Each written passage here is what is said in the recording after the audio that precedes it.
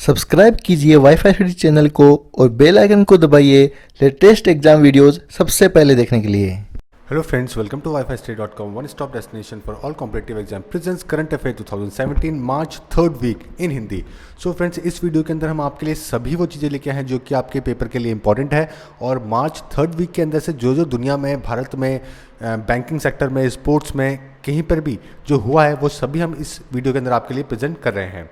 Friends, अगर आपको vocab में प्रॉब्लम है तो आप हमारा A to Z vocab video course purchase कर सकते हैं, जहां आपको मिलते हैं 3000 वर्ड्स के शॉर्ट ट्रैक्स। अगर आप वोकैब 24 ऐप के द्वारा परचेस करते हैं तो आपको मिलता है 497 में, और अगर आपको पेन ड्राइव में चाहिए तो आपको मिलेगा ये 999 के अंदर। अगर आपकी कोई क्वेरी है तो आप इस नंबर को यूज़ कर सकते हैं। और फ्रेंड्स, अगर आपको एप्लीकेशन के थ्रू प्रिपरेशन करनी है तो जो highest rated app vocab 24 app है, ये आप डाउनलोड कर सकते हैं। ये आपको यहाँ पे आपको मिलेगा द हिंदू एडिटोरियल से 10 नए वर्ड सीखने को डेली, और वो भी ट्रिक्स के साथ में एक वीडियो भी आपको वहाँ पे मिलेगा। और फ्रेंड्स, अगर आपको ये वीडियो पसंद आता है तो आप हमें सब्सक्राइब करें ताकि हम आपको और हेल्प कर सकें आपके आने वाले पेपर के लिए।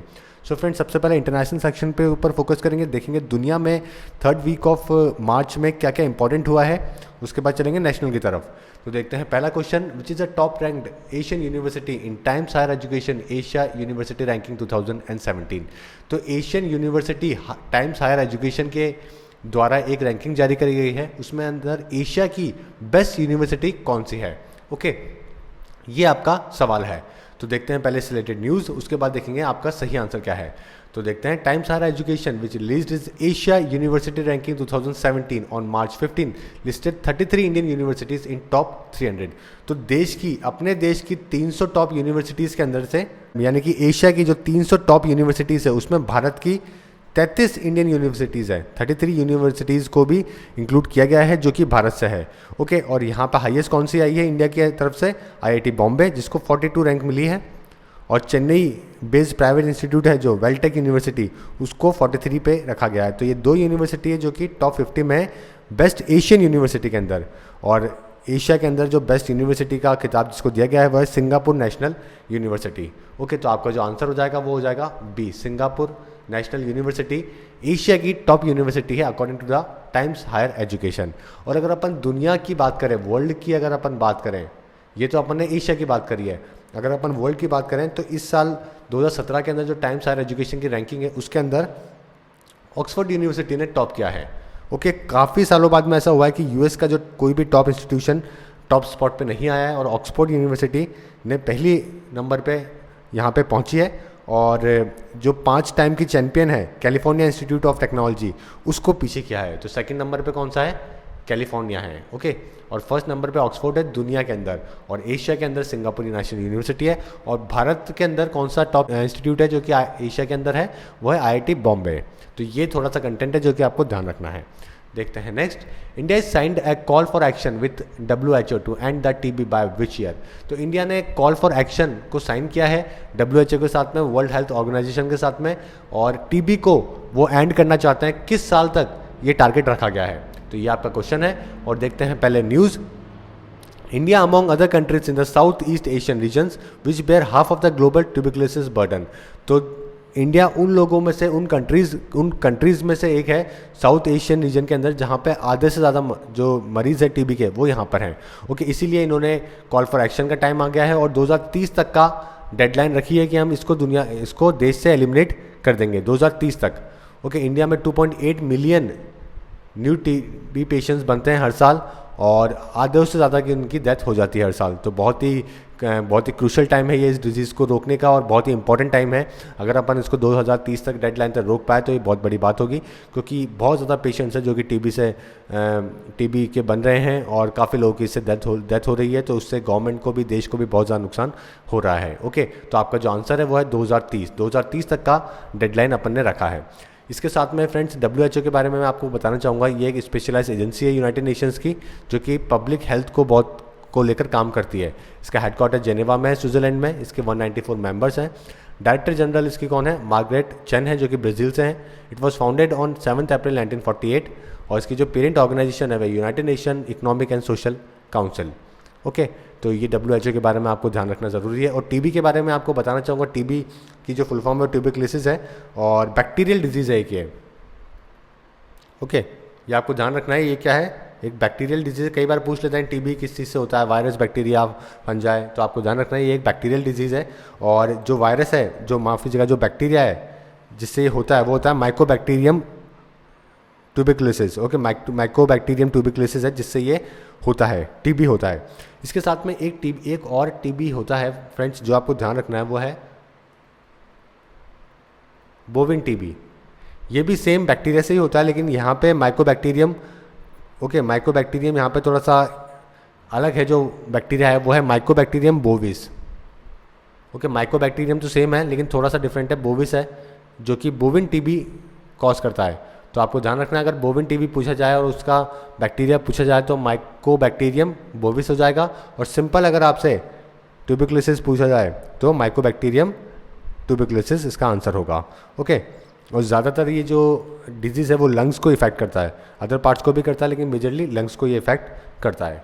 इसके अलावा फ्रेंड्स जर्मनी की कैपिटल है बर्लिन, करेंसी है यूरो, चांसलर यहाँ पे कौन है अभी, एंजेला मार्कल है, और प्रेसिडेंट है जोचिम गोंग। ओके, ये थोड़ी सी चीज़ें हैं जो कि आपको ध्यान रखनी है।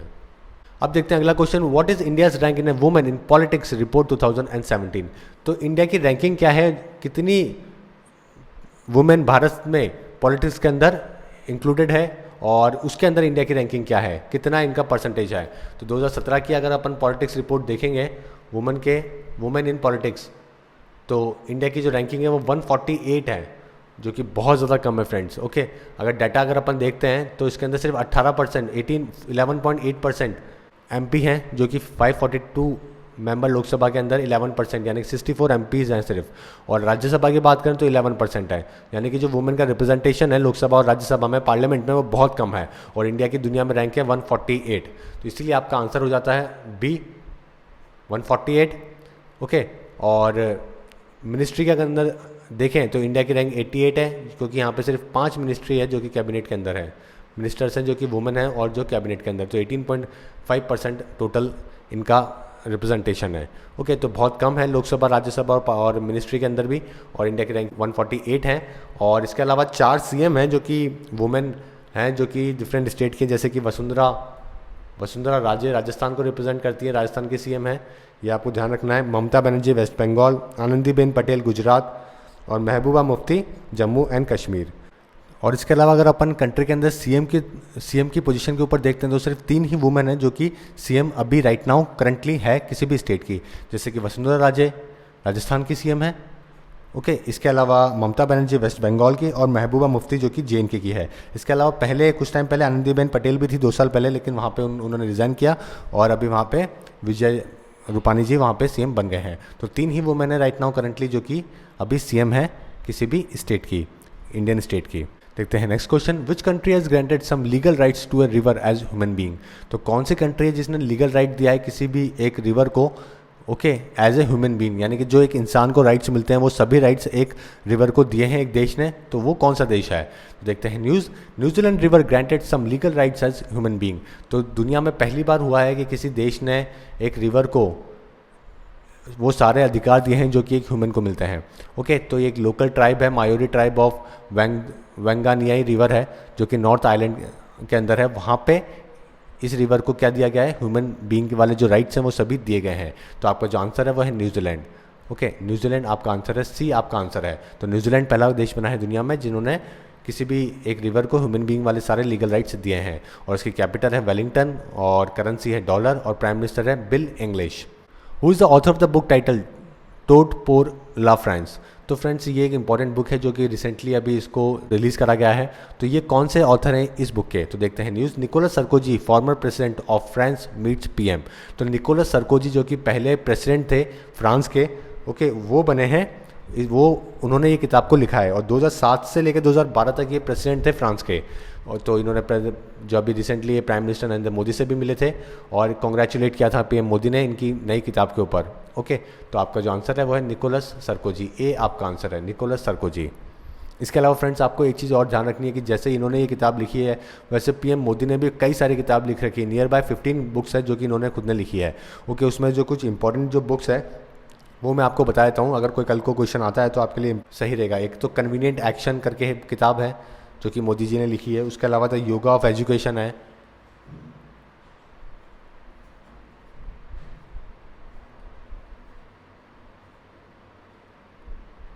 इसके अलावा एजुकेशन इज एम्पावरमेंट है,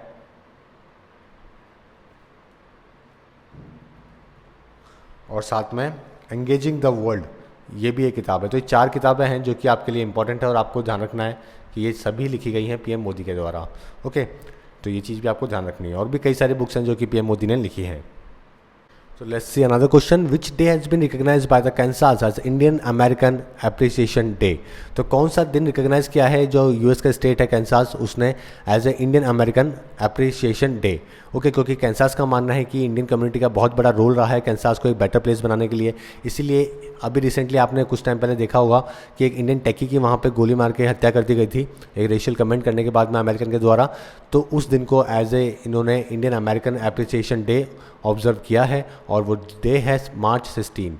ओके, तो Kansas recognises March 16 as Indian American appreciation day. तो आपका जो आंसर है वो है सी।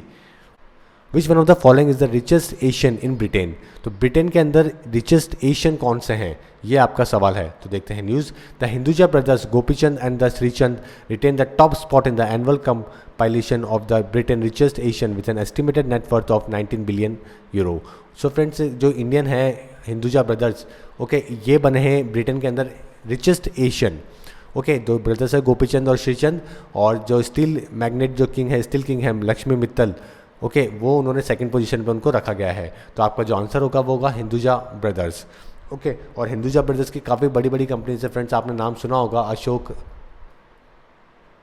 अशोक लेलैंड का नाम आपने सुना होगा, हिंदुजा बैंक है, एक स्विट्जरलैंड लिमिटेड है, गल्फ ऑयल कॉर्पोरेशन लिमिटेड है। तो ऐसे कई सारी कंपनीज हैं इनकी फेमस और यहाँ पे इनका बहुत बड़ा बिजनेस है। और ये कंपनी जो स्टार्ट करी गई थी ये 1914 में स्टार्ट करी गई थी परमानंद दीपचंद हिंदुजा के द्वारा। ओके, परमानंद दीपचंद हिंदुजा के द्वारा ये कंपनी स्टार्ट करी गई थी। What is India's rank in world happiness report 2017? तो ये बहुत ही इंपॉर्टेंट क्वेश्चन है फ्रेंड्स। वर्ल्ड हैप्पीनेस रिपोर्ट जारी करी गई है 2017 की, और उसके अंदर भारत की रैंकिंग क्या है? तो देखते हैं news. India rank 122 in the world happiness report. तो 122वीं रैंक है 155 कंट्रीज़ के अंदर भारत की, यानी कि देश के लोग बहुत कम खुश हैं, ये चीज़ ये दिखाती है। ओके, 155 देशों का सर्वे किया गया, वहाँ पे 122वीं रैंक भारत की है। यहाँ पे यानी कि अपने जो नेबरिंग कंट्री पाकिस्तान ये सभी देश इंडिया से आगे हैं, यानी कि यहाँ पे ज़्यादा लोग खुश हैं। ओके, तो आपका जो आंसर है वो तो होता है ए 122। और नॉर्वे इस साल का बना है सबसे हैप्पी कंट्री, टॉप स्पॉट मिला है नॉर्वे को, और सबसे लास्ट स्पॉट है सेंट्रल अफ्रीकन रिपब्लिक का। ओके, तो देखिए फ्रेंड्स, सबसे पहले आपके लिए जानना जरूरी है कि वर्ल्ड हैप्पीनेस रिपोर्ट, ये जो हैप्पीनेस मेजर करता है, ये कौन पब्लिश करता है इस रिपोर्ट को? तो ये है United nation sustainable development solution network, ये इसको जारी करता है। और दुनिया में भूटान एक ऐसा, बताना चाहूँगा मैं आपको, भूटान एकमात्र ऐसा कंट्री है जिन्होंने जीडीपी की जगह, ओके, जीडीपी की जगह यहाँ पे इन्होंने क्या कर रखा है, ग्रॉस नेशनल हैप्पीनेस को डेवलपमेंट का इंडिकेटर मान रखा है। ग्रॉस नेशनल हैप्पीनेस यानी कि देश के लोग कितने खुश हैं, ये इनके लिए ज़्यादा इंपॉर्टेंट है एज़ कम्पेयर टू कितना देश में बिजनेस बढ़ रहा है इसके कंपेयर। तो दुनिया में एकमात्र देश है जो कि इस चीज़ को सपोर्ट करता है, और यहाँ पे ग्रॉस नेशनल हैप्पीनेस को डेवलपमेंट का इंडिकेटर माना गया है as compare to gross domestic product. Okay, और साथ में कुछ पैरामीटर्स है जिनको लेके ये रिपोर्ट बनाई जाती है। तो ये आपके लिए जानना बहुत ज़रूरी है, कौन से पैरामीटर्स इसमें सेलेक्ट करे गए हैं जिसको लेके ये रिपोर्ट बनाई जाती है। जैसे कि सबसे पहले तो सोशल सपोर्ट, उसके बाद में हेल्दी लाइफ एक्सपेक्टेंसी, ओके, कितने आप हेल्दी हो, ये भी इनके लिए इंपॉर्टेंट है। और तीसरा पैरामीटर है freedom to make life choices, यानी कि आपको लाइफ में चॉइसेस लेने के लिए आपको कितनी फ्रीडम मिली हुई है।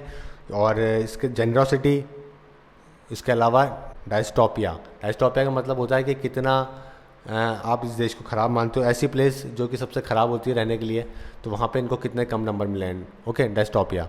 तो ये सारे पैरामीटर्स हैं जिसको लेके वर्ल्ड हैप्पीनेस रिपोर्ट बनाई जाती है, और इसमें भारत की रैंकिंग है 122, जो कि आपको ध्यान रखना है। Indians in Forbes list of US richest under 40 entrepreneurs. तो फ्रेंड्स, भारत के 2 ऐसे बिजनेसमैन हैं जो कि यूएस के रिचेस्ट अंडर 40 एंटरप्रेन्योर्स के अंदर से आए हैं। ओके, तो ये बहुत बड़ा अचीवमेंट है। 2 Indian origin man have figured in the Forbes magazine second annual list of wealthiest enterprises entrepreneurs under the age of 40, और इस लिस्ट को टॉप किया है फेसबुक के फाउंडर ने, मार्क जुकरबर्ग ने। ओके, और वो बने हैं अंडर 40 यूएस के रिचेस्ट पर्सन। और जो 2 इंडियन हैं वो कौन है, बायोटेक एंटरप्रेन्योर विवेक रामास्वामी है, जिनको 24वीं रैंक मिली है। और इसके अलावा जो इंस्टाकार्ट के जो को फाउंडर है अपूर्व मेहता, इनको सेकंड पोजीशन पर रखा गया है इंडियन की। अगर अपन देखें तो ये 31 स्पॉट के ऊपर है। ओके, तो 2 इंडियन हैं, एक तो बायोटेक एंटरप्रेन्योर है विवेक रामास्वामी और दूसरे हैं अपूर्व मेहता। तो ये 2 पर्सन हैं जो कि यूएस के अंडर 40 रिचेस्ट एंटरप्रेन्योर्स में से एक है। Which country has topped global health index 2017? तो ग्लोबल हेल्थ इंडेक्स 2017 के अंदर कौन सी कंट्री ने टॉप किया है? अनदर इंपॉर्टेंट क्वेश्चन फ्रेंड्स आपको ध्यान रखना है, जितने भी ये इंडेक्सेस हैं, रिपोर्ट्स हैं, ये सभी बहुत इंपॉर्टेंट होते हैं आपके पेपर के लिए। तो इसके अंदर जो टॉप स्पॉट होता है और इंडिया का कौन सा स्पॉट है, ये दोनों ही क्वेश्चन आपको, दोनों ही रैंक आपको ध्यान रखनी है। ओके, तो और करंट ईयर की आपको ध्यान रखनी है। 2017 की पूछी गई है ग्लोबल हेल्थ इंडेक्स में टॉप कंट्री, तो देखते हैं कौन है।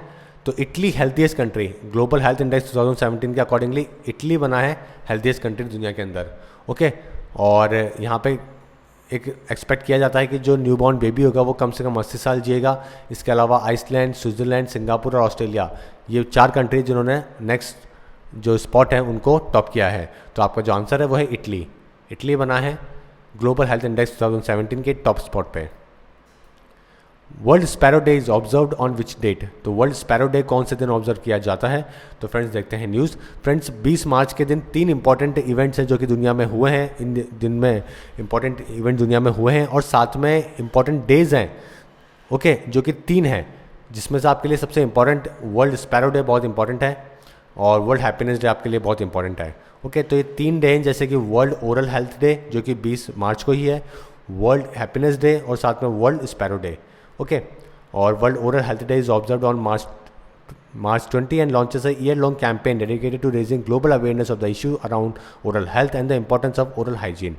तो oral health और oral hygiene को लेके दुनिया भर में कैंपेनिंग चलाई गई। हैप्पीनेस को लेके चलाई गई, वो भी 20 मार्च को है, और वर्ल्ड स्पैरो डे भी 20 मार्च को है। ओके, और state bird of Delhi in 2002, the house sparrow को डिक्लेयर किया गया स्टेट बर्ड ऑफ दिल्ली 2012 के अंदर। तो ये भी आपको ध्यान रखना है। According to the Economics Intelligence Unit Report 2017, which is the most expensive city in the world to live in? तो इकोनॉमिक अगर इंटेलिजेंस यूनिट रिपोर्ट देखी जाए 2017 की, तो दुनिया में सबसे ज़्यादा एक्सपेंसिव सिटी कौन सी है रहने के लिए? तो देखते हैं news. Indian cities among cheapest globally. तो भारत की कुछ सिटीज़ हैं, 4 सिटीज़ हैं जो कि सबसे चीपेस्ट मानी गई है ग्लोबली। तो जो सिटीज़ अपन को बहुत ज़्यादा एक्सपेंसिव लगती है वो दुनिया में बहुत चीपेस्ट है। जैसे कि बेंगलोर को 3rd नंबर पे रखा गया है चीपेस्ट में, चेन्नई को 6th पे, मुंबई को 7th पे और दिल्ली को 10th नंबर पे। ओके, ये रैंकिंग दी गई है इकोनॉमिक्स इंटेलिजेंस यूनिट ने। और साथ में कजाकिस्तान, अल्मैटी एक सिटी है कजाकिस्तान की, उसको दुनिया में सबसे चीपेस्ट सिटी माना है। और साथ में सबसे एक्सपेंसिव सिटी कौन सी है? सिंगापुर है। तो आपका जो आंसर है वो है सिंगापुर। सिंगापुर दुनिया की सबसे एक्सपेंसिव सिटी माना गया है रहने के हिसाब से, world to live in. Which city has organised second India UAE conference on globalisation? तो कौन सी सिटी है जिसने ऑर्गेनाइज कराया है second India UAE United Arab Emirates conference on globalisation? तो देखते हैं news. The second India UAE conference on globalisation was held at Dubai with an aim to promote corporation between the 2 countries.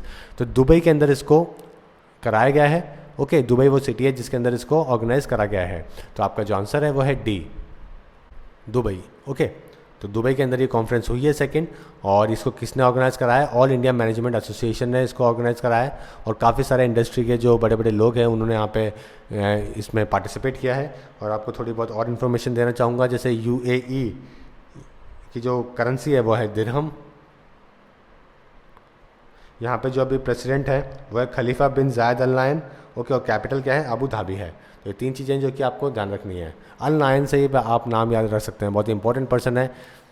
What is the theme of the international day of forest 2017? बहुत ही important question friends. Forest related जो भी चीज़ें होती है वो सभी बहुत इंपॉर्टेंट होती है एग्जाम पॉइंट ऑफ व्यू से। तो थीम क्या है इंटरनेशनल डे ऑफ फॉरेस्ट 2017 की? तो देखते हैं न्यूज़। देखिए मार्च के अंदर कई सारे इंपॉर्टेंट इवेंट्स हैं, जैसे कि कई सारे इंपॉर्टेंट डेज हैं, जैसे कि देखिए international day for the elimination of racial discrimination जो कि 21 मार्च को, ओके 21 मार्च की बात कर रहे हैं अपन। जैसे अपन ने अभी पहले 20 मार्च की बात करी थी, वैसे 21 मार्च की बात कर रहे हैं। 3 इंपॉर्टेंट डे हैं, जैसे international day for the elimination of racial discrimination, world poetry day और साथ में international day of forest. Okay, तो अगर international day for the elimination of racial discrimination की बात करें तो यहाँ पे थीम रखी गई थी racial profiling and incitement to hatred including in the context of migration. तो ये इसकी थीम थी 2017 की। ये आपके लिए इंपॉर्टेंट नहीं है एग्जाम पॉइंट ऑफ व्यू से, ये भी आपके लिए ज़्यादा इंपॉर्टेंट नहीं है। इंटरनेशनल डे ऑफ फॉरेस्ट बहुत इंपॉर्टेंट है, ओके। और इसकी जो थीम थी फॉरेस्ट एंड एनर्जी, ये इसकी थीम थी। तो आपका जो आंसर है वो है सी, फॉरेस्ट एंड एनर्जी। इसके अलावा कुछ और इंपॉर्टेंट चीज़ें हैं, जैसे कि अगर इंडिया के अंदर फॉरेस्ट टोटल कितना फॉरेस्ट है, ये आपके लिए बहुत इंपॉर्टेंट क्वेश्चन है। तो 24.16 ये टोटल फॉरेस्ट कवर है, ओके, टोटल जोग्राफिकल एरिया के इंडिया के अंदर। ये एक रिपोर्ट है जो कि इसको अपन बोलते हैं स्टेट ऑफ फॉरेस्ट रिपोर्ट, जो कि 2015 में रिलीज़ करी गई थी। और इसके अकॉर्डिंग 24.16% है टोटल जोग्राफिकल एरिया का फॉरेस्ट कवर। और अगर दुनिया में बात करें तो 31% है। और किसी भी एक देश के अंदर, ओके, टोटल फॉरेस्ट कम से कम 33% होना चाहिए। ये एक पैरामीटर है जिसको अचीव करना किसी भी देश के लिए बहुत इंपॉर्टेंट है। और इंडिया के इस वक्त 24.16 है, दुनिया का 31% है टोटल फॉरेस्ट एरिया। अगर इंडिया में बात करें तो सबसे ज़्यादा फॉरेस्ट है मध्य प्रदेश में, और दुनिया में बात करें तो रशिया में सबसे ज़्यादा फॉरेस्ट है, okay. World water day is observed on which date? तो वर्ल्ड वाटर डे किस दिन ऑब्जर्व किया जाता है? बहुत ही इंपॉर्टेंट सवाल है, क्योंकि वाटर को लेकर बहुत सारे कैंपेनिंग, बहुत सारी चीज़ें चलाई जाती है सेव करने के लिए, ओके। तो ये ऑब्जर्व किया जाता है 22 मार्च को। तो आपका आंसर है सी, 22 मार्च, ओके। इसमें इंपॉर्टेंस बताई जाती है universal access to the clean water, sanitation, hygiene को लेके डेवलपिंग कंट्रीज़ में। और इसकी जो थीम थी 2017 की थी वो थी वेस्ट वाटर, ओके। बहुत ही इंपॉर्टेंट सवाल है ये, और साथ में इसकी डेट, ये दोनों ही चीज़ें आपको ध्यान रखनी है। What is India's rank in human development index 2016? तो HDI 2016 के अंदर इंडिया की रैंकिंग क्या है? बहुत ही इंपॉर्टेंट सवाल, अनदर इंपॉर्टेंट क्वेश्चन। तो India came down by 1 slot and was ranked 131 among 188 countries on the HDI 2016 released by the UNDP। तो यूनाइटेड नेशंस डेवलपमेंट प्रोग्राम इसको रिलीज़ करता है, और इंडिया एक स्पॉट नीचे आ गया है, और इंडिया की रैंकिंग में हो गई है 131। पहले 130 थी, अभी 131 हो गई है। और जो इसको टॉप किया है वो क्या है? नॉर्वे ने, उसके बाद ऑस्ट्रेलिया और स्विट्ज़रलैंड, ओके। तो नॉर्वे ने 2016 के लिए इसको टॉप किया है, और सेंट्रल अफ्रीकन रिपब्लिक इसमें लास्ट आया है। और इसके जो पैरामीटर्स क्या हैं जिसको लेके ये रिपोर्ट बनाई जाती है, एक तो लाइफ एक्सपेक्टेंसी, आप कितने साल जीते हो, ओके, ये दूसरा एजुकेशन, और तीसरा per capita income, okay, per capita income. तो ये 3 चीज़ें हैं जो कि इंडिकेटर हैं। और कई बार ये भी पूछ लिया जाता है कि HDI रिपोर्ट के लिए कौन से 3 इंडिकेटर होते हैं, एक ऑप्शन और दिया जाएगा, आपको उसको हटाना होगा। तो लाइफ एक्सपेक्टेंसी, एजुकेशन और पर कैपिटा इनकम, ये 3 पैरामीटर्स है जो कि HDI रिपोर्ट जिसको लेकर बनाई जाती है। अब देखते हैं नेशनल न्यूज़। विच सिटीज़ ऑर्गेनाइजिंग कृषि उन्नति मेला 2017? तो कृषि उन्नति मेला 2017 कौन सी सिटी ऑर्गेनाइज करवा रही है? तो देखते हैं news. Agriculture minister Radha Mohan Singh was inaugurated a 3-day Krishi Unnati Mela for providing information on a new farm schemes and technology that will help farmers to double their income by 2022। तो सबसे पहले तो फ्रेंड्स आपके लिए ये जानना जरूरी है कि गवर्नमेंट ने टारगेट बनाया है कि 2022 तक सभी फार्मर्स की जो इनकम है उसको डबल करना है। और अभी एग्रीकल्चर मिनिस्टर कौन है? राधा मोहन सिंह है, दूसरी इंपॉर्टेंट चीज़। और तीसरी, कौन सिटी ऑर्गेनाइज करा रही है, करवाया इसने? दिल्ली ने, न्यू दिल्ली ने इसको ऑर्गेनाइज करवाया है, ओके। तो ये तीनों इंपॉर्टेंट है जो कि आपको ध्यान रखना है। Blue revolution is related to, तो ब्लू रिवोल्यूशन किस चीज़ से रिलेटेड है? हमने पहले भी एक इंपॉर्टेंट स्ट्रैटेजी का वीडियो बनाया था जिसके अंदर सारे रिवोल्यूशन उनके फादर के साथ में कवर अप करे थे, ओके। तो mission fingerling launch with the total expenditure of about 52,000 lakh. तो मिशन एक फिंगरलिंग लॉन्च करा गया है गवर्नमेंट के द्वारा, ताकि जितने कोस्टल स्टेट्स हैं, कोस्टल रीजन है, वहाँ पे फिशरी को बहुत डेवलपमेंट किया जाए, फिशरी के इंफ्रास्ट्रक्चर को डेवलप किया जाए। उसका जो एक्सपेंडिचर है वो टोटल रखा गया है नियर बाय 50,000 लाख के आसपास, ओके। तो आपका जो आंसर है वो है फिश। ब्लू रिवोल्यूशन से किससे रिलेटेड है? फिश से रिलेटेड है, ओके। ब्लू, पानी का कलर ब्लू होता है, ओशन का कलर, और वहाँ पे फिशेस होती है, इसलिए इसको ब्लू रिवोल्यूशन कहा जाता है। और father of Indian blue revolution अगर देखे जाए तो वो कौन है, ये भी आपको ध्यान रखना है। डॉक्टर हीरालाल चौधरी, डॉक्टर हीरालाल चौधरी हैं, जो कि जिन्हें माना जाता है जनक किसके? Blue revolution in India.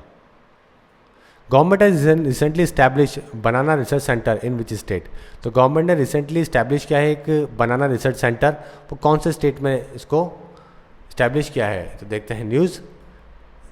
Central इस्टेब्लिशेज banana research centre इन बिहार, तो बिहार में इसको इस्टेब्लिश किया गया है, ओके। और यहाँ पे जो according to the Radha Mohan Singh जो कि एग्रीकल्चर मिनिस्टर है, union agriculture and farmer welfare minister, this area has been selected for the establishment of a banana research centre keeping in view the ecological condition of this place. तो banana का काफ़ी ज़्यादा production होता है बिहार में, इसीलिए इसको बिहार में इस्टेब्लिश किया गया है। विच स्टेट हैज लॉन्च्ड नामा कैंटीन? तो नामा कैंटीन नाम की कैंटीन कौन से स्टेट ने लॉन्च करी है जहाँ पे सस्ते में खाना दिया जा रहा है? तो कर्नाटका सीएम ने अनाउंस किया है नामा कैंटीन। ओके, और यहाँ पे 100 करोड़ इसके लिए अनाउंस करे गए हैं, जहाँ पे 5 रुपये में ब्रेकफास्ट मिलेगा, 10 रुपये में लंच और डिनर मिलेगा, और ये भी 192 वार्ड्स में मिलेगा बेंगलोर के। तो आपका जो आंसर है वह है कर्नाटका, बी आपका आंसर है। गवर्नमेंट ने recently approve the proposal for opening of dash new केंद्रीय विद्यालय। तो गवर्नमेंट ने रिसेंटली अप्रूव किया है प्रपोजल, और वो कुछ नए केंद्रीय विद्यालय ओपन करना चाहती हैं ताकि एजुकेशन की जो क्वालिटी है और वो इम्प्रूव कर सकें। ओके, तो 50 न्यू केंद्रीय विद्यालय को ओपन करने का प्रावधान अभी लाए गए हैं और इसको ओपन करा जाएगा कुछ टाइम के अंदर। ओके, टोटल प्रोजेक्ट जो इसके लिए रखा गया है वो 1100 करोड़ का रखा गया है इस नए केंद्रीय विद्यालय को ओपन करने का। Which city is hosting 6th Indian engineering sourcing show? तो कौन सिटी है जो कि होस्ट कर रही है 6th Indian engineering sourcing show? तो देखते हैं news. Largest Indian engineering sourcing show opens इन चेन्नई। तो चेन्नई के अंदर इसको होस्ट, चेन्नई सिटी है जिसने इसको होस्ट किया है, और आपका जो आंसर है वो है A, Chennai. First Airbus training centre in Asia will be set up in which city? तो ये अनदर इंपॉर्टेंट क्वेश्चन है। पहला एयरबस एक फ्रांस कंपनी है जिसका हेडक्वार्टर कहाँ पे है?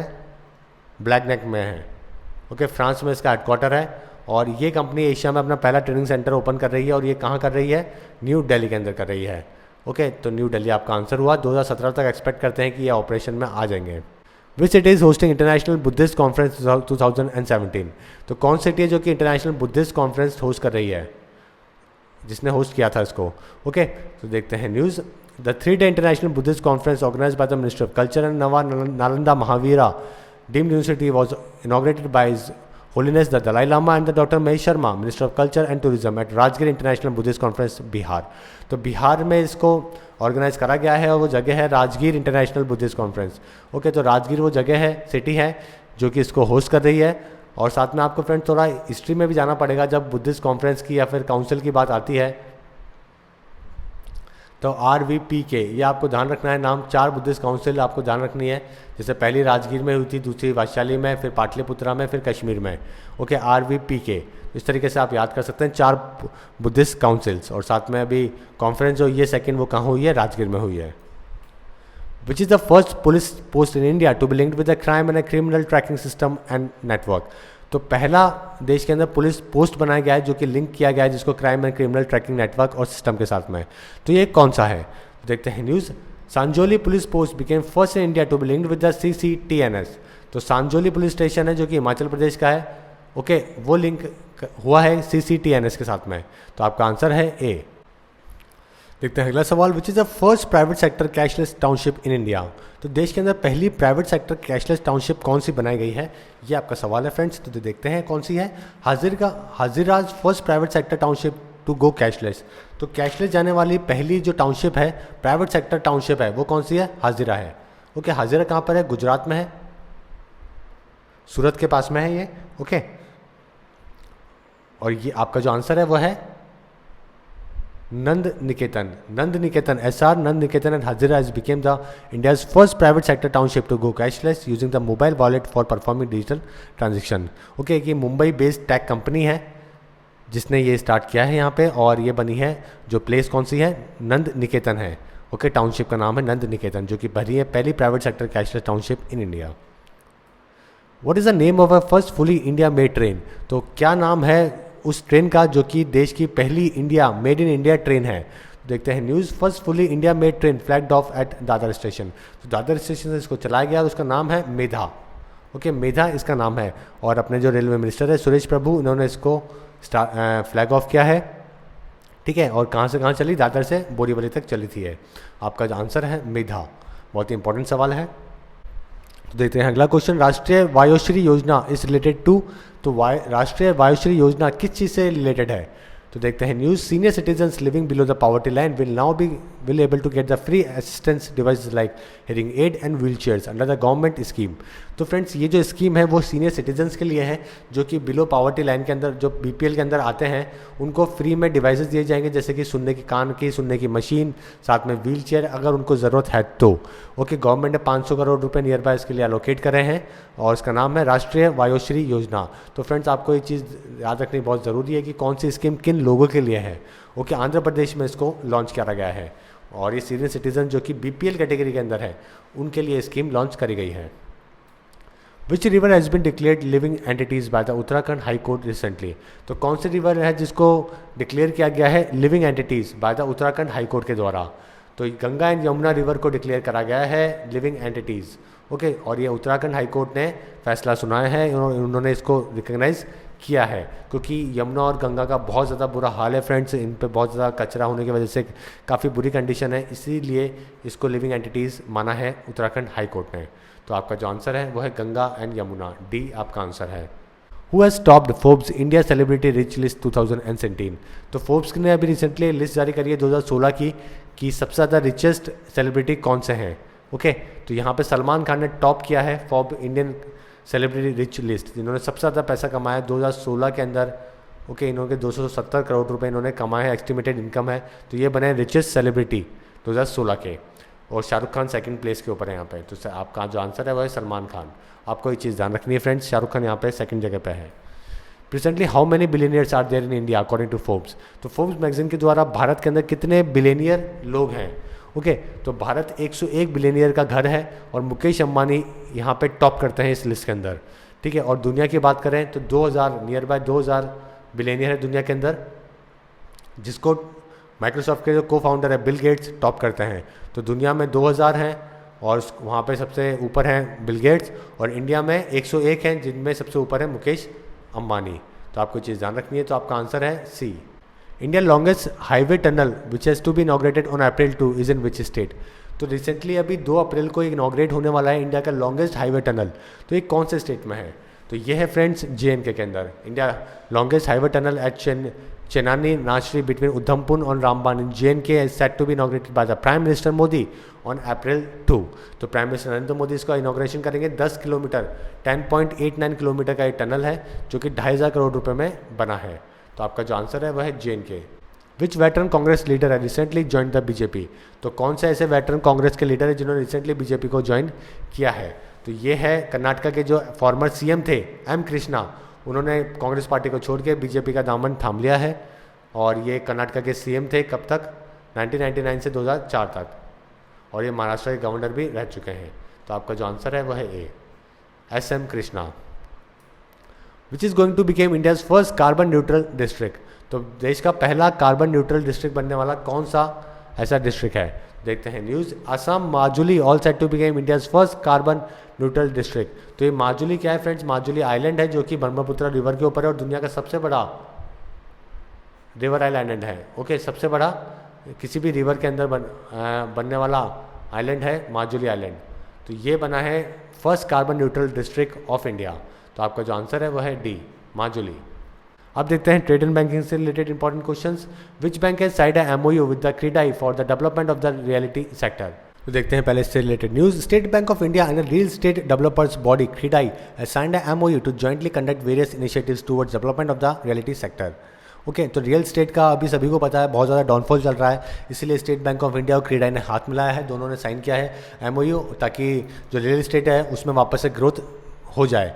तो आपका जो आंसर है वो है SBI। ओके, और क्रीडाई क्या है फ्रेंड्स, क्रीडाई ये एक ऑर्गेनाइजेशन है, कौन सी, confederation of the real estate developers association of India, ये इसकी फुल फॉर्म है। एक एपेक्स बॉडी है फ्रेंड जो कि प्राइवेट रियल एस्टेट डेवलपर्स है, इसके मेंबर्स है और 11,000 से ज़्यादा इसके मेंबर्स हैं और 23 स्टेट के अंदर ये काम करते हैं और काफ़ी बड़ी ऑर्गेनाइजेशन है जो कि रियल एस्टेट के अंदर एक्टिव है। तो इन्होंने हाथ मिलाया है SBI के साथ में ताकि रियल एस्टेट को बढ़ावा दे सकें। Which bank is planning to convert its branch operation in Paris into a representative office.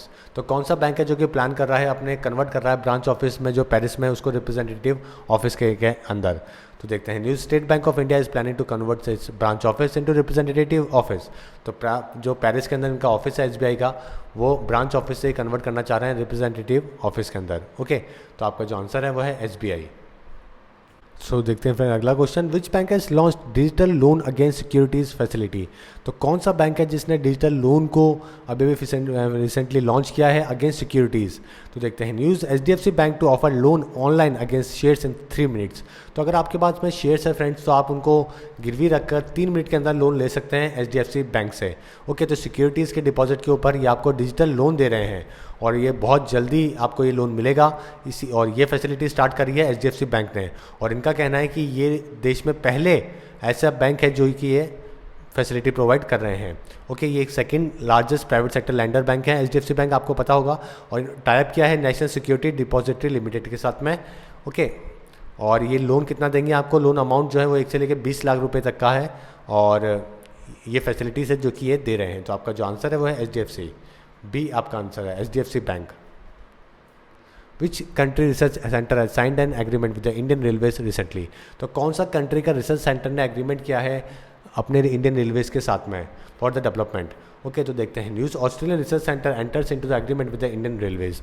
तो ऑस्ट्रेलियन रिसर्च सेंटर है जिन्होंने एग्रीमेंट किया है इंडियन रेलवेज के साथ में, ताकि डेवलपमेंट कर सकें इंफ्रास्ट्रक्चर का, टेक्नोलॉजी का रेलवेज के अंदर। तो आपका जो आंसर है वो है ऑस्ट्रेलिया। ऑस्ट्रेलिया की जो मोनाश यूनिवर्सिटी है, Monash institute of railway technology, उन्होंने कोलैबोरेशन किया है Indian ministry of railway corporation के साथ में। Which telecom operator will be merge with the Vodafone India. तो कौन से टेलीकॉम ऑपरेटर है जिनकी मर्ज हुए हैं वोडाफोन इंडिया के साथ में। तो idea approves merger with Vodafone India. तो आइडिया ने अप्रूव कर लिया है मर्जर वोडाफोन के साथ में, और दोनों मिलकर बने हैं देश की सबसे बड़ी कंपनी। ओके, तो आपका जो आंसर है वो है आइडिया, सी आपका आंसर है। और ये सबसे बड़े मोबाइल फ़ोन कंपनी बन जाएगी 400 मिलियन कस्टमर्स के साथ में, 35% मार्केट शेयर है इनका, और 41% रेवेन्यू मार्केट शेयर है।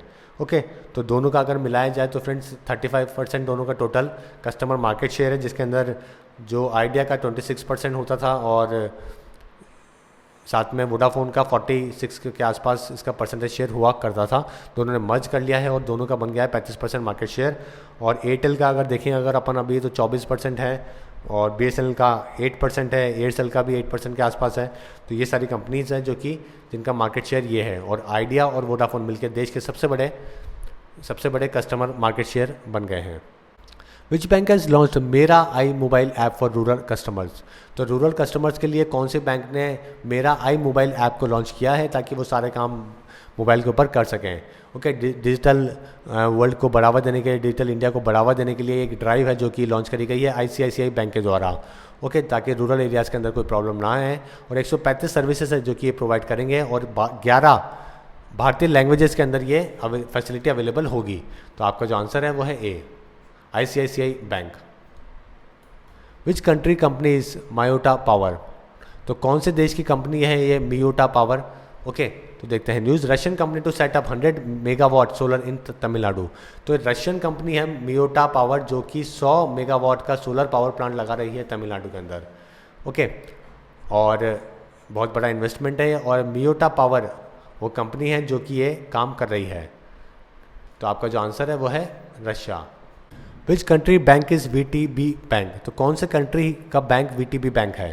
तो देखते हैं news, Russian VTB bank to shut India office. तो रशियन जो वीटीबी बैंक है उन्होंने अपने जो उनका जो एक्सपेंडिचर है उसको कम करने के लिए अपने ऑफिस को शट डाउन करने के लिए उन्होंने काम करना शुरू कर दिया है, लेकिन अपना वो काम इंडिया में कंटिन्यू रखेंगे, ये उन्होंने कहा है।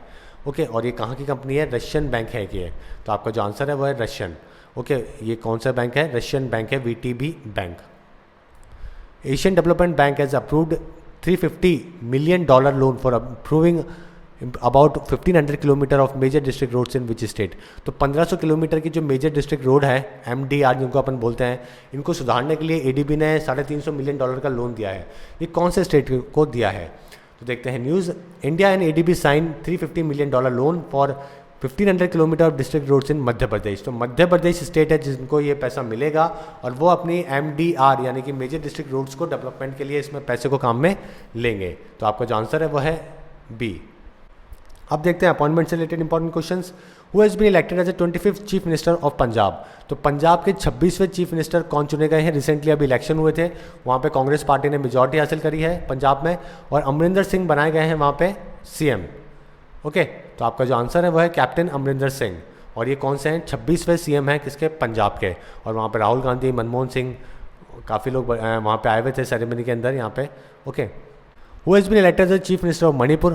तो जैसे कि मैंने आपको बताया 5 स्टेट के अंदर अभी रिसेंटली इलेक्शन हुए थे, उत्तराखंड, साथ में मणिपुर, गोवा, यूपी और साथ में पंजाब, जिसके अंदर 4 स्टेट के अंदर बीजेपी के सीएम बने हैं। और मणिपुर के अंदर किनको बनाया गया है? बीरेंद्र सिंह को बनाया गया है। ओके, बीरेंद्र सिंह को बनाया गया है मणिपुर के। इसके अलावा यूपी के योगी जी हैं, और पंजाब के मैंने अभी आपको बताया कैप्टन अमरिंदर सिंह। गोवा के जो सीएम जो बनाए गए हैं वो अपने एक्स डिफेंस मिनिस्टर हैं। ओके, जो पहले डिफेंस मिनिस्टर थे उन्होंने रिज़ाइन कर दिया है और वापस से वो बने हैं गोवा के सीएम मनोहर पर्रिकर। ओके, इसके अलावा पंजाब के कैप्टन अमरिंदर सिंह हैं। ये सभी आपको ध्यान रखने हैं। Who is the chief economic adviser of India. तो चीफ इकोनॉमिक, ये क्वेश्चन है जो कि सभी को पता होना चाहिए फ्रेंड्स। 2 साल का इनका जो टिनोर है वो उनको आगे बढ़ा दिया गया है एज ए CEA यानी कि chief economic adviser. Arvind Subramanian देश के CEA यानी कि चीफ इकोनॉमिक एडवाइज़र हैं। ओके, तो आपका आंसर है वो है ए, अरविंद सुब्रमण्यम। और ये फॉर्मर इकोनॉमिस्ट भी थे किसके? IMF के, इंटरनेशनल मॉनेटरी फंड के। और ये बहुत बड़े एक इकोनॉमिस्ट माने जाते हैं फ्रेंड्स। इनकी 2 इंपॉर्टेंट किताबें हैं जो कि आपको ध्यान रखना है। एक तो इंडियाज़ टर्न, ओके, और साथ में एक और है इक्लिप्स। ये 2 किताबों के नाम आपको ध्यान रखने हैं जो कि अरविंद सुब्रमण्यम के द्वारा लिखी गई है। और जो इंडिया टर्न है इसमें तो इकोनॉमिक ट्रांसफॉर्मेशन जो हुआ है 2010 के बाद में, 8 के बाद में, वो इसमें बताया गया है। और जो इक्लिप्स किताब है इसके अंदर बताया गया है कि चाइना की जो कितना डोमिनियंस है इंडिया की इकोनॉमी के ऊपर। ओके, तो ये 2 किताबें हैं जो कि आपको ध्यान रखनी है। और अरविंद सुब्रमण्यम फ्रेंड्स, ये इनको एक मैगज़ीन थी, पॉलिसी मैगज़ीन, उन्होंने दुनिया के 100 ग्लोबल थिंकर्स के अंदर भी इंक्लूड किया था। और सेंट स्टीफन कॉलेज से इन्होंने ग्रेजुएशन किया है। MBA इन्होंने IIM अहमदाबाद से किया। उसके बाद में MPhil और DPhil के लिए ये यूनिवर्सिटी ऑफ ऑक्सफोर्ड चले गए थे। तो ये बहुत बड़े पर्सन है और इसलिए बहुत बड़े इकोनॉमिस्ट भी हैं, और इसलिए इनका टेन्योर 2 साल के लिए बढ़ा दिया गया है। और अभी है ये इंडिया के chief economic adviser. Trivendra Singh Rawat is new Uttarakhand CM। तो त्रिवेंद्र सिंह रावत को बनाया गया है उत्तराखंड के CM। जैसे कि मैंने आपको बताया, बीजेपी यहाँ पे भी इन्होंने मेजॉरिटी हासिल करी है, और ये RSS के इनका बैकग्राउंड है और काफ़ी एक्सपीरियंस है इनको मिनिस्ट्री का। Who is the new chairman of national commission for सफाई कर्मचारीज। तो चेयरपर्सन कौन बनाए गए हैं नेशनल कमीशन फॉर सफाई कर्मचारीज के? काफ़ी टाइम से ये पोजीशन वेकेंट थी, और अभी जो बनाए गए हैं वो बनाए गए हैं मनहर वालजी भाई दाला। ओके, तो आपका जो आंसर है वो है C, जाला। मनहर वालजी भाई जाला को बनाया गया है नेशनल कमीशन फॉर सफाई कर्मचारीज के chairperson. Sanghvi on RBI local board. Okay, तो संघवी बनाए गए हैं RBI लोकल बोर्ड के अंदर फुल टाइम मेंबर। तो central has appointed Dilip Sanghvi as member of the western area local board of RBI for a period of 4 year with effect from March 11। तो 4 साल के पीरियड के लिए इनको बनाया गया है member. Okay, western area local board of RBI के अंदर। Which one of the following has been appointed to be the governing body of the sports authority of India. तो साई का नाम आपने सुना होगा, बहुत ही फेमस बॉडी है स्पोर्ट्स अथॉरिटी ऑफ इंडिया। इनके गवर्निंग बॉडी के अंदर अभी कुछ अपॉइंटमेंट्स हुए हैं। तो कौन इनके गवर्निंग बॉडी के अंदर अपॉइंट करे गए हैं? तो यह है पापा राव और ज्वाला गुट्टा। ओके, ज्वाला गुट्टा बहुत ही फेमस प्लेयर हैं और इन्होंने कॉमनवेल्थ के अंदर भी मेडल जीता था। और साथ में पापा राव, ये 2 पर्सन हैं जो कि अपॉइंट करे गए हैं। तो आपका आंसर हुआ D, ज्वाला गुट्टा और पापा राव। और साथ में स्पोर्ट्स अथॉरिटी ऑफ इंडिया के बारे में friends, it was founded in 1984, headquarter इसका न्यू दिल्ली के अंदर, और श्रीनिवास अब इसके डायरेक्टर जनरल है। 32 चीफ मिनिस्टर उत्तर प्रदेश के कौन बनाए गए हैं? यह है आदित्यनाथ योगी आदित्यनाथ को बनाया गया है यूपी के CM। ओके, और साथ में 2 डिप्टी CM भी यहाँ पे बनाए गए हैं, और वो कौन है? केशव प्रसाद मौर्य और साथ में दिनेश शर्मा। ये 2 पर्सन हैं जो कि यहाँ पे अपॉइंट करे गए हैं जैसे डिप्टी CM, और साथ में यहाँ पे गवर्नर कौन है? अभी राम नायक है। तो ये चीज़ें हैं जो कि आपको ध्यान रखनी है। तो आपका जो आंसर है वो है Adityanath. Who has been appointed as ambassador of the blind cricket world cup 2018। तो ब्लाइंड क्रिकेट वर्ल्ड कप 2018 के ब्रांड एम्बेसडर कौन बनाए गए हैं? ओके, अभी प्रीवियसली जब हुआ तो वहाँ पे राहुल द्रविड़ बनाए गए थे, और जब नेक्स्ट होगा उसके शाहिद अफरीदी अपॉइंट करे गए हैं। तो आपका आंसर है Shahid Afridi. Jeff Johns have recently resign from the presidential post of which company. तो जेफ ने रिसेंटली रिज़ाइन किया है दुनिया की एक बड़ी कंपनी से। ये कौन सी कंपनी के प्रेसिडेंट थे? तो ये उबर जो कि एक राइड सर्विस कंपनी है उसके प्रेसिडेंट थे और उन्होंने अभी रिसेंटली रिज़ाइन कर दिया है। 7 महीने पहले इन्होंने ज्वाइन किया था और अभी इन्होंने एक सैन फ्रांसिस्को की कंपनी है उसको ज्वाइन कर लिया है। तो आपका आंसर है Uber. Who is the MD of Indian bank? तो इंडियन बैंक के एमडी कौन है? तो अभी रिसेंटली गवर्नमेंट ने काफ़ी स्वैप किया है पोजीशंस को, चीफ एग्जीक्यूटिव्स को, आईडीबीआई बैंक के और इंडियन बैंक के। तो महेश कुमार जैन जो कि पहले इंडियन बैंक के एमडी और सीईओ थे, उनको अब आईडीबीआई के बना दिया गया है। और किशोर कारत को जो कि पहले आईडीबीआई के सीईओ थे, उनको अपॉइंट कर दिया गया है अब इंडियन बैंक के एमडी और सीईओ। तो आपका जो आंसर है वो है Kishore Karat. Kumar Mangalam Birla to be the chairperson of the Vodafone Idea merge entity. तो कुमार मंगलम बिरला जिन्होंने अभी रिसेंटली मर्जर हो गया है जिनका आइडिया और वोडाफोन के अंदर, वो बने रहेंगे चेयरपर्सन किसके? वोडाफोन आइडिया मर्ज एंटिटी के। Okay. ICC names Ankur Khanna as a new chief financial officer, यानी कि सीएफओ। एक कंपनी में फ्रेंड्स कई सारे लोग होते हैं जैसे कि सीटीओ, सीईओ, सीओओ, ओके, जैसे कि chief financial officer, technical officer, executive officer, operating officer. तो इसमें से जो चीफ फाइनेंशियल ऑफिसर है वो बनाने की बात हुई है अंकुर खन्ना जो कि इंडियन है, उनको अपॉइंट करने की बात करी है आईसीसी ने, ओके, इंटरनेशनल क्रिकेट काउंसिल ने। तो उन्होंने अनाउंसमेंट भी कर दिया है अपॉइंटमेंट का, ओके, खन्ना का। और ये पहले क्या थे? सीएफओ थे एयर एशिया इंडिया के। Who has been appointed as the interim director general of the international solar alliance. तो डीजी कौन बनाए गए हैं इंटरनेशनल सोलर अलायंस के? रिसेंटली अपॉइंट करा गया है उनको। तो यह है उपेंद्र त्रिपाठी को अपॉइंट करा गया है as a full time director of ICA. तो आपका जो आंसर है वो है A, Upendra Tripathi. Who has been appointed as a brand ambassador of the Gatorade. तो गाटोरेड के जो ब्रांड एम्बेसडर है वो किन को अपॉइंट करा गया है? ये पेप्सिको की एक स्पोर्ट्स ड्रिंक है गाटोरेड, जिनकी पीवी सिंधु को इनको ब्रांड एम्बेसडर अपॉइंट करा गया है, पीवी सिंधु का। Okay. Recently who has been appointed as a whole time member of the SEBI. तो सेबी यानी कि security and exchange board of India full time member किनको अपॉइंट करा गया है? यह है माधवी पुरी को अपॉइंट करा गया है as a SEBI whole time member. Okay, तो आपका आंसर है बी। अब देखते हैं अवार्ड से related important questions. Which is the world best airport? तो दुनिया का पहला यानी कि बेस्ट एयरपोर्ट कौन सा है? तो देखते हैं Changi airport is named world best airport for the 5th consecutive year. तो चैंगी एयरपोर्ट कहाँ का है? सिंगापुर का एयरपोर्ट है, जिसमें खुद 5वें साल दुनिया का बेस्ट एयरपोर्ट बताया गया है। इसके अलावा 2nd नंबर पे टोक्यो का है, 3rd नंबर पे इंचॉन यानी जो कि साउथ कोरिया में है, फिर म्यूनिच है जो कि जर्मनी में है, इसके अलावा हांगकॉन्ग। ये दुनिया के 5 बेस्ट एयरपोर्ट हैं। Who has won Abel prize 2017? तो एबल प्राइज फ्रेंड्स मैथमेटिक्स के लिए दिया जाता है, बहुत ही इंपॉर्टेंट अवार्ड है। जैसे कि ये एबल प्राइज को नोबेल प्राइज के इक्विवेलेंट ही माना जाता है मैथमेटिक्स के अंदर। ओके, ये नॉर्वे की जो गवर्नमेंट है वो ये प्राइज़ को देती है, नॉर्वेजियन प्राइज़ है ये, जो कि गवर्नमेंट ऑफ नॉर्वे देती है। अगर आपका मैथमेटिक्स में कंट्रीब्यूशन बहुत बड़ा है तो ये अवार्ड आपको दिया जाएगा। 2002 से इसको स्टार्ट किया गया था और एक नॉर्वेजियन मैथमेटिक्स है हेनरिक एबल, उनके नाम पे ये अवार्ड दिया जाता है। ओके, और इस साल का किनको मिला है? मेयर को मिला है, वाइस मेयर को मिला है 2017 का एबल प्राइज़। तो बहुत इंपॉर्टेंट क्वेश्चन है फ्रेंड्स, आपको ध्यान रखना है, ठीक है। डाटा कंप्रीहेंशन, मेडिकल इमेजिंग और डिटेक्शन ऑफ ग्रेविटेशनल वेव्स, इन सभी पे इन्होंने काम किया है और जीता Abel prize, sir Abel prize. अब देखते हैं friends sports related important news. अभी रिसेंटली आईसीसी के चेयरमैनशिप से जिन्होंने रिज़ाइन किया है वो कौन है? तो शशांक मनोहर है, जिन्होंने आईसीसी के चेयरमैन पद से अभी रिसेंटली रिज़ाइन कर दिया है क्योंकि अपने कोई पर्सनल रीज़न की वजह से। तो आपका आंसर है वो है शशांक मनोहर। इसके अलावा फ्रेंड्स आईसीसी का जो हेडक्वार्टर है वो यूएई के अंदर है। 15 जून 1909 को it was founded. Zaheer Abbas यहाँ पे प्रेसिडेंट है और सीईओ है डेव रिचर्डसन। मेंबर 105 है और मोटो क्या है? Great sport great spirit. तो फ्रेंड्स आपको ध्यान रखना है कि चेयरमैन अभी कौन थे? शशांक मनोहर थे और प्रेसिडेंट ज़हीर अब्बास हैं। तो आपको दोनों में कंफ्यूज नहीं होना है, दोनों में कई बार बच्चे गलत आंसर कर देते हैं। पहले इंडियन क्रिकेटर कौन से हैं जिन्होंने 500 बॉल फेस करी है एक टेस्ट इनिंग के अंदर? ओके, तो चेतेश्वर पुजारा बने हैं पहले इंडियन बैट्समैन जो इन्होंने 500 बॉल फेस करी एक टेस्ट इनिंग के अंदर, एक ही इनिंग के अंदर 500 बॉल। पहले ही जो रिकॉर्ड था ये राहुल द्रविड़ के नाम पे था जिन्होंने 495 बॉल्स फेस करी थी और अभी पुजारा बने हैं वो प्लेयर। तो आपका आंसर है चेतेश्वर पुजारा। ऑस्ट्रेलिया इंडिया के बीच में अभी टेस्ट मैच चल रहा है, तो 4th डे के में इन्होंने ये कारनामा किया है। Roger Federer, Elena Vesnina lift single title at the Indian Wells. तो इंडियन वेल्स टूर्नामेंट के अंदर रॉजर फेडरर ने वावरिंका को हराया है और खिताब जीता है, और साथ में फीमेल के अंदर एलेना ने यह अवार्ड जीता है। तो दोनों ही नाम आपको ध्यान रखना है। विद्या पिल्लई ने सिल्वर अवार्ड जीता है वुमेन वर्ल्ड स्नूकर चैंपियनशिप के अंदर, ओके। और हांगकांग की जो वर्ल्ड चैंपियन है नैग ऑन यी, उन्होंने गोल्ड मेडल जीता है, हरा के किनको, विद्या पिल्लई को। तो ये आपको ध्यान रखना है, इन्होंने सिल्वर मेडल जीता है वर्ल्ड स्नूकर चैंपियनशिप में। विजय हजारे ट्रॉफी 2017 की कौन सी टीम ने जीती है? ये तमिलनाडु ने जीती है फ्रेंड्स, आपको ध्यान रखना है। तमिलनाडु 2017 की विजय हजारे ट्रॉफी जीती है, बंगाल को उन्होंने 37 रन से हराया है, okay.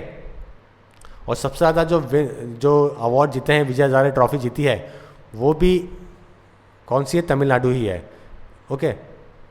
Who has became the number 1 test bowler in ICC test ranking replacing Ravi Ashwin? तो रविचंद्रन अश्विन को हटा के आईसीसी टेस्ट रैंकिंग के अंदर नंबर 1 पोजीशन पर कौन आए हैं? यह है Ravindra Jadeja, okay. Ravindra Jadeja number 1 bowler बने हैं आईसीसी टेस्ट रैंकिंग के अंदर। उन्होंने काफ़ी अच्छी बॉलिंग रही है इस सीरीज़ के अंदर उनकी, और उन्होंने आर अश्विन को सेकंड पोजीशन पर धकेल दिया है। अब देखते हैं 10 related important question. Direct Walcott passed away recently, who he was? तो वेलकॉट बहुत ही फेमस नोबेल अवार्ड ही पर्सन है, जो पोइट भी है, प्ले राइटर भी है, ओके। रिसेंटली उनकी डेथ हुई है। तो आपका जो आंसर है वो है ए और बी, पोएट भी हैं साथ में और राइटर भी हैं। Chuck Berry rock and roll pioneer dies at 90। तो चक बेरी बहुत ही फेमस म्यूजिशियन फ्रेंड्स, इनकी डेथ हो गई थी अभी रिसेंटली 90 साल की उम्र में, ओके। रॉक एंड रोल यानी कि रॉक म्यूजिक को उन्होंने बहुत बढ़ावा दिया है। जॉनी बी गुड, ये बहुत फेमस गाना है इनका, अगर आप सुनेंगे तो आपको बहुत पसंद आएगा। रिसेंटली इनकी डेथ हुई है। माई स्टोरी ऑटोबायोग्राफी कौन से क्रिकेटर की है? ये माइकल क्लार्क की है फ्रेंड्स। सौरव गांगुली ने अभी रिसेंटली इसको लॉन्च किया था, जो कि प्रेसिडेंट भी है बंगाल एसोसिएशन के, ओके। और ये किनकी ऑटोबायोग्राफी है? माइकल क्लार्क की है। बहुत ही फेमस ऑस्ट्रेलियन कैप्टन बैट्समैन रहे हैं माइकल क्लार्क। सो फ्रेंड्स, ये सारा इंपॉर्टेंट कंटेंट था जो कि 3rd वीक ऑफ मार्च में था। सो उम्मीद है आपको पसंद आया होगा। So friends, thank you and all the best.